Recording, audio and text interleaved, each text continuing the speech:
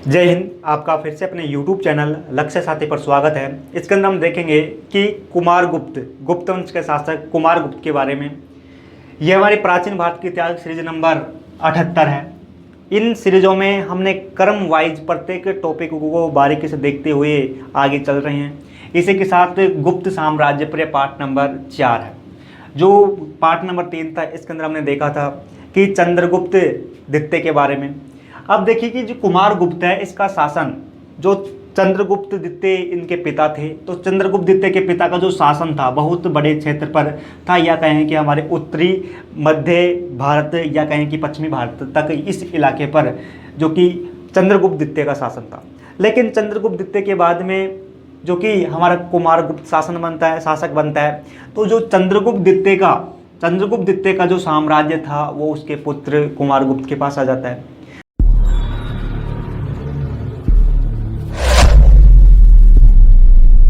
देखिए कि जो कुमारगुप्त है, इसका शासन, जो चंद्रगुप्त द्वितीय इनके पिता थे, तो चंद्रगुप्त द्वितीय के पिता का जो शासन था बहुत बड़े क्षेत्र पर था, या कहें कि हमारे उत्तरी मध्य भारत या कहें कि पश्चिमी भारत तक इस इलाके पर जो कि चंद्रगुप्त द्वितीय का शासन था। लेकिन चंद्रगुप्त द्वितीय के बाद में जो कि हमारा कुमारगुप्त शासक बनता है, तो जो चंद्रगुप्त द्वितीय का जो साम्राज्य था वो उसके पुत्र कुमारगुप्त के पास आ जाता है। तो वही क्षेत्र जो चंद्रगुप्त द्वितीय के पास था वो कुमारगुप्त के पास आ जाता है। अब देखिए कि जो कुमारगुप्त है, ये कुमारगुप्त जो कि एक गुप्त वंश का सबसे जो कि शक्तिशाली शासक होता है, जो कि चंद्रगुप्त द्वितीय था। चंद्रगुप्त द्वितीय का पुत्र था और चंद्रगुप्त द्वितीय की पत्नी, जिसका नाम है ध्रुव देवी। चंद्रगुप्त द्वितीय की पत्नी ध्रुव देवी से जो कि ये कुमारगुप्त का जन्म हुआ था। कहने का मतलब है कुमारगुप्त के जो पिता थे ये चंद्रगुप्त द्वितीय थे, जो कि राजा थे। इसी के साथ जो ध्रुव देवी इसकी कुमारगुप्त की माता थी। अब इस कुमारगुप्त ने जो कि लगभग इस गुप्त साम्राज्य पर लगभग 415 ईस्वी से लेकर 455 ईस्वी तक शासन किया था। 415 ईस्वी से लेकर 455 ईस्वी तक शासन किया था, और ये एक बड़ा टाइम पीरियड था, या कहें कि 41 वर्षों का शासनकाल इसका रहा कुमारगुप्त का। अब मान लो कि राजा 41 वर्ष तक शासन करता है, तो इसे प्रमाणित हो जाता है कि उसकी जनता इस राजा के पक्ष में थी, या कहें कि राजा अपनी जनता को खुश रख सका, क्योंकि इतने समय तक तभी वो रह सका, नहीं तो जनता विद्रोह कर देती अगर शासक अयोग्य होता तो। इसलिए ये माना जाता है कि यह शासक जो कि योग्य शासक ही हुआ था। इसी के साथ देखें कि जो कुमारगुप्त है, इस कुमारगुप्त गुप्त वंश में जो कि सबसे अधिक समय तक शासन करने वाला शासक था। कुमारगुप्त सबसे अधिक गुप्तों में सबसे अधिक समय तक शासन करने वाला शासक था। इसी के साथ जो ये कुमारगुप्त है, इस कुमारगुप्त के सर्वाधिक जो कि हमको सिक्के मिले हैं। हमारे इतिहासकारों को जो एक गुप्त वंश का शासक कुमारगुप्त है, इस कुमारगुप्त के सिक्के हमको सबसे अधिक मिले हैं, या कहें कि गुप्त काल के जितने भी हमको सिक्के मिले हैं, उन सिक्कों में सबसे अधिक सिक्के इस कुमारगुप्त के सिक्के सबसे अधिक है। अब जो कुमारगुप्त है, इस कुमारगुप्त का हमको सबसे बड़ा मुद्राओं का ढेर, जो कुमारगुप्त है, इस कुमारगुप्त का जो कि सबसे बड़ा जो मुद्राओं का ढेर हमको मिला है, जिसका नाम बयाना मुद्रा भांड, जो कि कुमारगुप्त की मुद्राओं का ढेर है, जो कि हमको मिला है। ये जो कि बयाना मुद्रा भांड, जिसके अंदर कुमारगुप्त की मुद्राएं थी, इन मुद्राओं का ढेर हमको राजस्थान के अंदर एक जिला है जिसका नाम भरतपुर। इस भरतपुर जिले से हमको, राजस्थान के भरतपुर जिले से हमको कुमारगुप्त की मुद्राओं का ढेर मिला है, जिसको कहा गया बयाना मुद्रा भांड। इसके अंदर हमको लगभग 623 मुद्राएं मिली है, जो कि एक बड़ी मुद्राओं का ढेर था। 623 मुद्राएं, यानी कि इतिहास की वस्तुएं मिलना ही बहुत कठिन है, लेकिन यहाँ पर 623 मुद्राओं का हमको ढेर मिला है राजस्थान के भरतपुर जिले में। कुमारगुप्त की। अब इसके साथ देखिए कि जो कुमारगुप्त है, इस कुमारगुप्त ने जो विश्व की सबसे प्रसिद्ध, या कहें कि भारत की तो सबसे प्रसिद्ध विश्वविद्यालय थी, यानी कि भारत की सबसे जो कि प्रसिद्ध, प्राचीन भारत में सबसे प्रसिद्ध जो विश्वविद्यालय, नालंदा विश्वविद्यालय आज का जो बिहार राज्य है, इस बिहार राज्य के अंदर नालंदा विश्वविद्यालय की स्थापना करने वाला जो कुमारगुप्त ही है। कुमारगुप्त ने ही बिहार के अंदर नालंदा विश्वविद्यालय की स्थापना की थी। तो ये अनेक बार हमको देखने को मिलता है कि पूछा जाता है कि नालंदा विश्वविद्यालय की स्थापना किसने की, तो सटीक आंसर हमारे यह है कुमारगुप्त। अब एक कुमारगुप्त ने जो नालंदा विश्वविद्यालय स्थापना की थी, ये प्राचीन भारत की सबसे प्रसिद्ध विश्वविद्यालय थी, या कहें कि इस स्थान पर नालंदा विश्वविद्यालय जो कि शिक्षा का केंद्र बन गई थी।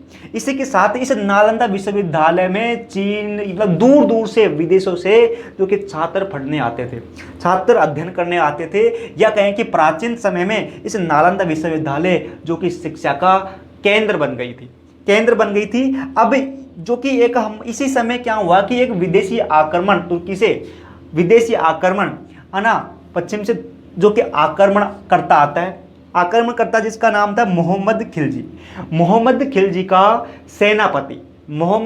का सेनापति, या कहें कि मोहम्मद खिलजी का दास, जिसका नाम था, जिसका आना वो दास जो कि भारत के अंदर आता है, भारत के अंदर आकर जो भारत की जो शिक्षा व्यवस्था है इसको समाप्त करने के लिए, या कहें कि जो कि इस भारत की जो शिक्षा व्यवस्था थी इसको समाप्त करने के लिए मोहम्मद खिलजी का जो सेनापति था, इस मोहम्मद खिलजी के सेनापति ने जो नालंदा विश्वविद्यालय थी, इस नालंदा विश्वविद्यालय में आग लगा दी। उस सेनापति का नाम था बत्तीयर है ना। इस बत्तीयर ने जो कि नालंदा विश्वविद्यालय है, इस नालंदा विश्वविद्यालय में आग लगा दी, और इस नालंदा विश्वविद्यालय के जो आचार्य थे, गुरु थे, उनको निर्दयी, या कहें कि उनको मार दिया। जब इस बत्तीयर खिलजी ने जब इस नालंदा विश्वविद्यालय पर आग लगाई, या कहें कि नालंदा विश्वविद्यालय में आग लगाई, तो इस नालंदा विश्वविद्यालय में इतनी बुकें थी, इतनी किताबें थी, या कहें कि इतनी पढ़ने की सामग्री थी कि आग लगाने के बाद भी 3 महीने तक ये किताबें जलती रही। 3 महीने तक ये किताबें जलती रही। इससे ये प्रमाणित हो जाता है कि यहाँ पर कितनी अध्ययन सामग्री थी, कितने विद्यार्थियों को यहाँ पर अध्यापन कराया जाता था, या कहें कि शिक्षा दी जाती थी। आग लगाने के बाद में मोहम्मद खिलजी का सेनापति बत्तीयर के आग लगाने के बाद लगभग 3 महीनों तक यहाँ पर इनके इस नालंदा विश्वविद्यालय में आग लगी रही। इसी के साथ देखिए जो कुमारगुप्त है, इस कुमारगुप्त का उल्लेख हमको एक स्तंभ लेख है जिसका नाम है बिलसद स्तंभ लेख। इस बिलसद स्तंभ लेख में हमको जो कुमारगुप्त है, इस कुमारगुप्त के बारे में जानकारी देखने को मिलती है। अब जो कुमारगुप्त है, इस कुमारगुप्त ने अनेक उपाधियां धारण कर रखी थी, यानी कि उपाधि धारण कर रखी थी। तो इनकी प्रमुख उपाधियां थी जैसे कि महेंद्रादित्य की उपाधि जो कि कुमारगुप्त ने धारण कर रखी थी।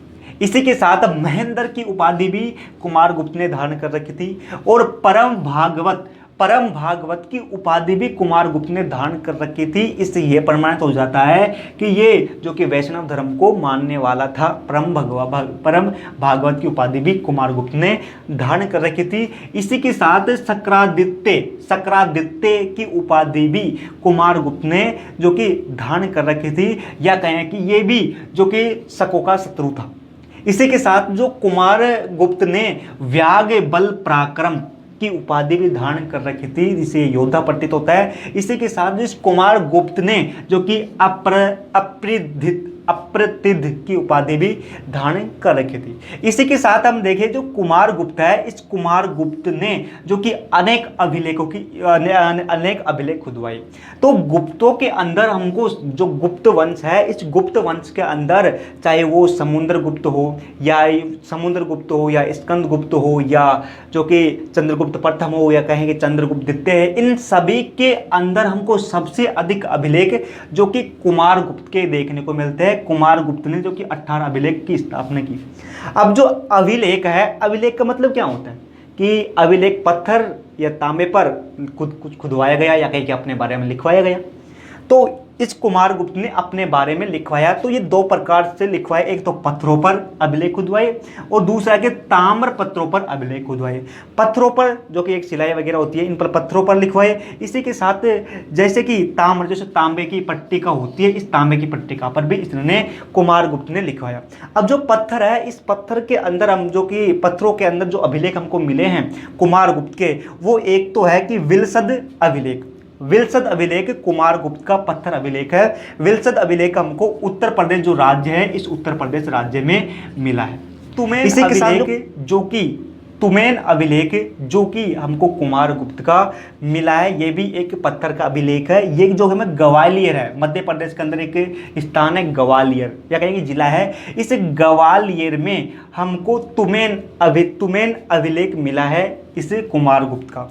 इसी के साथ हमको जो मंदसौर का अभिलेख देखने को मिला है, जो कि पत्थर का अभिलेख है। मंदसौर का अभिलेख जो कि कुमारगुप्त का, ये मध्य प्रदेश का जो मालवा है, इस मालवा से हमको जो कि कुमारगुप्त का मंदसौर अभिलेख देखने को मिला है। इसी के साथ देखें कि जो गढ़वा अभिलेख है, गढ़वा अभिलेख जो कुमारगुप्त का पत्थर अभिलेख है, ये गढ़वा अभिलेख हमको जो कि इलाहाबाद है या कहेंगे प्रयागराज उत्तर प्रदेश में, इस प्रयागराज से हमको जो कि गढ़वा अभिलेख कुमारगुप्त का देखने को मिला है। इसी के साथ ताम्र पत्रों में या कहेंगे ताम्र अभिलेखों में हमको कुमारगुप्त का एक तो धनदेह अभिलेख मिला है।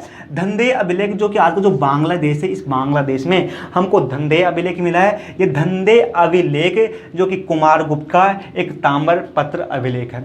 इसी के साथ हमको कुमारगुप्त का एक दामोदर अभिलेख मिला है। दामोदर अभिलेख भी है जो कि बांग्लादेश में है। ये भी कुमारगुप्त का एक ताम्र पत्रों का अभिलेख है, ताम्र पत्र अभिलेख है। इसी के साथ हमको जो कि कुमारगुप्त का एक और अभिलेख हमको बांग्लादेश में मिला है, जिसका नाम है बेग्राम अभिलेख। ये भी हमको बांग्लादेश में देखने को मिला है। अब देखिए जो कुमारगुप्त की विजय, तो कुमारगुप्त की जो विजय है, इसकी हमको अधिक जानकारी देखने को नहीं मिलती। हमारे इतिहासकारों को जानकारी देखने को नहीं मिलती कि कुमारगुप्त ने कोई अधिक विजय प्राप्त की, है ना। लेकिन हमारे इतिहासकारों को यह जानकारी मिलती है कि जो कुमारगुप्त ने भले ही विजय प्राप्त नहीं की ज़्यादा या कहीं कि अपने साम्राज्य का विस्तार नहीं किया, लेकिन कुमारगुप्त ने जो अपने पिता चंद्रगुप्त द्वितीय से जो साम्राज्य मिला था, उस साम्राज्य को ये बनाए रखा, उसको विखंडित नहीं होने दिया, या कहें कि अपने जो पूर्वजों से जो साम्राज्य मिला था उसको ये बनाए रखा। इसने भले ही अपने साम्राज्य का अधिक विस्तार नहीं किया हो या कहें कि अपना ज़्यादा विजय इन्होंने नहीं की हो। तो हमने देखने का प्रयास किया हमारे जो कुमारगुप्त के बारे में। साथ ही हमने जो देखा, ये सभी नोट्स के रूप में आपको इस वीडियो के डिस्क्रिप्शन में टेलीग्राम चैनल की लिंक पर नोट्स के रूप में मिल जाएंगे। साथ ही आप यहाँ तक देख रहे हो तो आपको ये शायद अच्छा लगा होगा।